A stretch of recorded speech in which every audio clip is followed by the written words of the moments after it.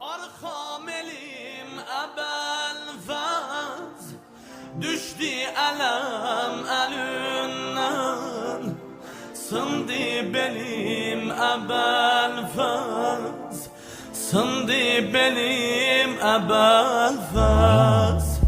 Aç gözlerin aman değil, arkam elim ebelfez, düştü elem elinden. Sındı belim ebelfez, sındı belim ebelfez. Ya babel havaic, ya babel havaic, ya babel havaic, ya babel havaic. Kardeş ne tez Hüseyin'i bu çölde gözden attın. Ceddün minayı eşge, eşk ile gane battın.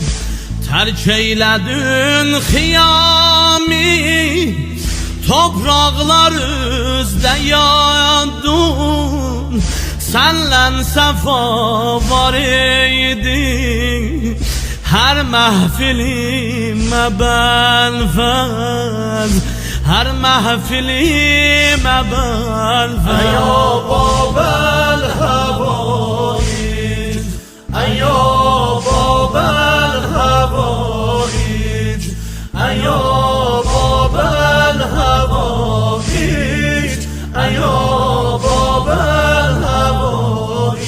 Sınsın eli o kesci, alnından ok vuruyabdi.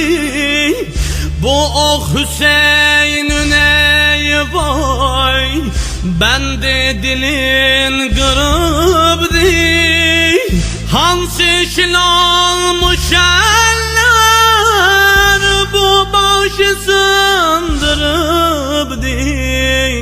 Kan gözlerin tutubdi, koy mensilime belfez, koy mensilime belfez. Ya babel havaic, ya babel havaic, ya babel havaic, ya babel havaic.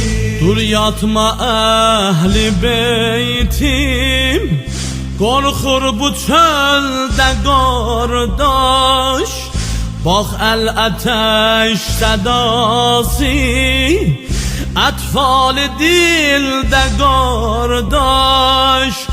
Ey vay emi diyenler, ağlınlar indi kan yaş.